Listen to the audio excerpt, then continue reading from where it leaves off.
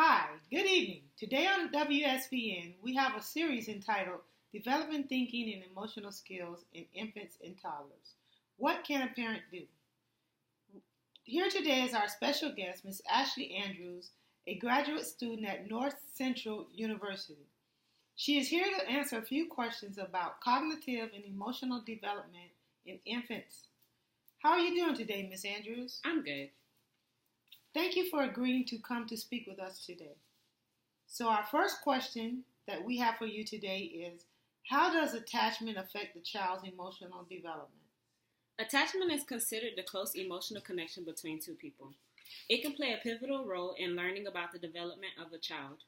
Freud's theory about attachment stated that an infant becomes attached to a person or an object that provides oral satisfaction, which is usually the mother breastfeeding or feeding the infant. This theory was later disagreed by Harlow, who found that feeding was not important, but contact comfort was.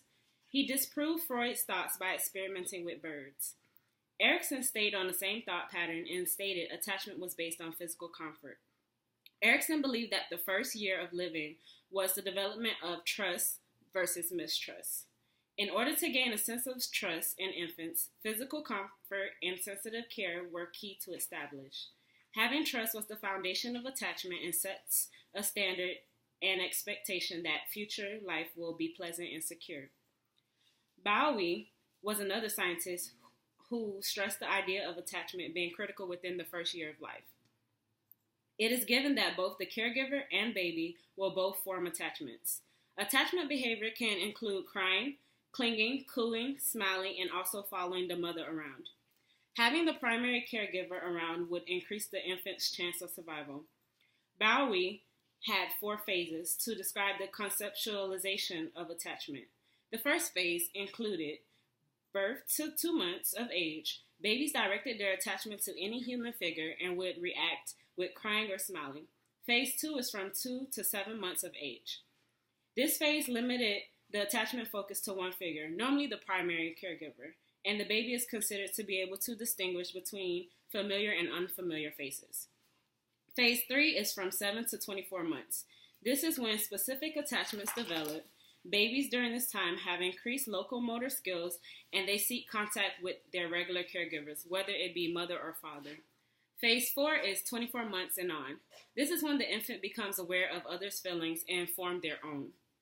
Bowie argued that infants develop the mental representation of the caregiver and their relationship that he called the internal working model of attachment. This played a major role in the finding of links between attachment and emotional understanding, conscious development, and self-concept. It was then that Mary Ainsworth created scenarios to evaluate infants' response to a strange situation. During this evaluation, Ainsworth found a few different types of attachment. The first being securely attached babies. These babies who saw their caregivers as a secure base from which they can explore their environment. In this particular situation, the caregiver presence makes them feel safe enough to explore their surroundings, and the absence of their caregiver would trigger a negative emotion. The insecure avoidant babies would show insecurity by avoiding the caregiver. In this situation, the baby may engage a little with the caregiver and when left, does not display any signs of distress. These babies tend to avoid the caregiver. Insecure resistant babies would cling to caregivers but resist them also by either physically kicking or pushing the caregiver away. These babies may cry and scream when left in a room without the caregiver but will also deny the comfort of a caregiver. Lastly, the insecure, disorganized baby would show strong patterns of avoidance and resistance and display extreme fear when the caregiver is around. Ainsworth argues that secure attachment within the first year is an important foundation to the psychological development of a baby later on in life. Early attachment is important in the perspective of the caregiver because it can be linked to a child's social behavior later in life.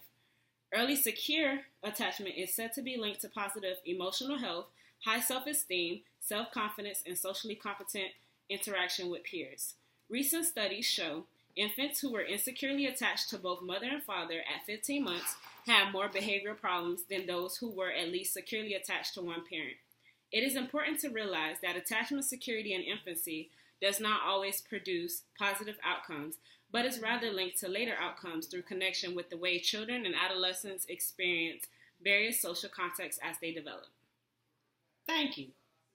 Next, our viewers would like to know, how does a child's environment play a role in social emotional development?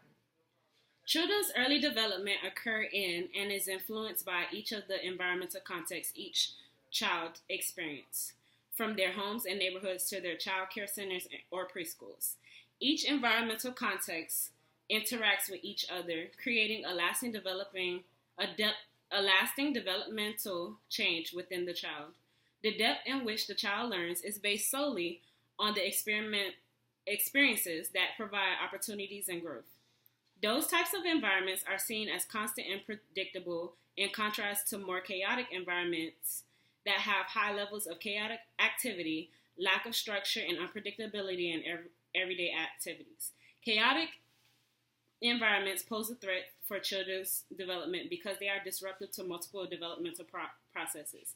Young children cannot seek out their own environment, their parents choose them for them. Children who were exposed to low-quality home environments and child care systems have the highest level of behavioral issues and the lowest level of pro-social behaviors. This chaos can be described as a lack of routine and instability in the homes and schools. Thank you. We know that language is a very important part of cognitive development. How is language developed during infancy? Language is a form of communication with written, oral, or assembled. Infants understand their first words earlier than they speak them. Long before infants learn words, they make distinctions among the sounds of the language. Before infants speak words, they are recognizable. They create a number of vocalizations such as crying, which signals distress, cooing, such as gurgling sounds to express pleasure during interaction, and babbling, like saying baba. Around 7 to 15 months, infants start to use gestures such as pointing. Lack of pointing is a significant indicator of problems in the infant's communication system. Infants recognize their name when someone says it as early as 5 months, and they understand about 50 words at 13 months. A child's first words include those that name important people such as dada, familiar animals like kitty, vehicles, toys like ball, foods such as milk, body parts, clothes, household items, and greeting terms like hi and bye. Infants' words increase once their first word is spoken. By 18 to 24 months of age, they are usually speaking in two-word utterances. Researchers have also found that child's vocabulary development is linked to a family's socioeconomic status and the type of talk that parents direct to their children. The more the mother speaks, the higher the vocabulary of the infant. Environmental influences are also very important in developing competence in language. Parents who pay attention to what their child are trying to say, expand their child's utterances, head to them, and label them in the environment are providing valuable benefits to them. So, how is a baby's sensory motor intelligence developed? The sensory motor intelligence is from birth to about 2 years of age, where infants construct an understanding of the world by coordinating sensory experiences such as seeing and hearing with physical motoric actions. Piaget describes 6 stages to describe this development. The stages are simple reflexes, first habits and primary circular reactions, secondary circular reactions, coordination of secondary circular reactions, tertiary circular reactions, novelty and curiosity, and internalization of schemes. The first stage is simple reflexes, which occurs the first month after birth. Sensation and action are coordinated primarily through reflective behaviors such as rooting and sucking. The infant produces behaviors that resemble reflexes in the absence of the usual stimulus for the reflex. The second sensory motor stage is first habits and primary circular reactions, which is developed between 1 and 4 months of age. The infant coordinates sensation in 2 types of schemes, habits and primary circular reactions. Primary circular reactions are based on the attempt to reproduce an event that initially occurred by chance. Secondary circular reactions are from 4 to 8 months, where the infant becomes more object-oriented, moving beyond preoccupation with the self. The fourth sensory stage is coordination of secondary circular reactions, which develops between 8 to 12 months. They coordinate vision and touch, and their actions become more outwardly directed. The fifth stage is tertiary circular reactions, novelty and curiosity. This stage is from 12 to 18 months, where infants become intrigued by objects and the things that objects do.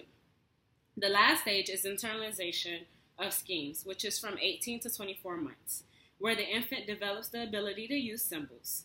Newborn life can be described as one to explore and distinguish between unfamiliar things. Many parents want to do what's right, but when they turn to the experts, they get conflicting advice. One day it seems research says it's good to ignore kids who throw tantrums. The next day research shows that a kid who throws tantrum needs more attention. What advice would you give to a parent when it seems like even the experts cannot make up their minds? Good parenting involves sensitivity to the child's individuality. Dealing with the child's temperament can be handled in many different ways. Structuring the child's environment can limit the amount of temperament issues they face, such as keeping them from noisy and crowded places or fearful situations. It is okay to acknowledge a child that is difficult to handle, but placing a label on a child's behavior can create more of a problem within the child, believing that they are a problem. Parents are recommended to be sensitive to the individual characteristic of the child and be flexible in responding to these characteristics and avoid applying negative labels to the child. I would like to thank you again, Ms. Ashley Andrews, on Today on SBN for taking time to participate in our series. And thank you for providing some insight to our viewers. Thank you for inviting me. Thank you.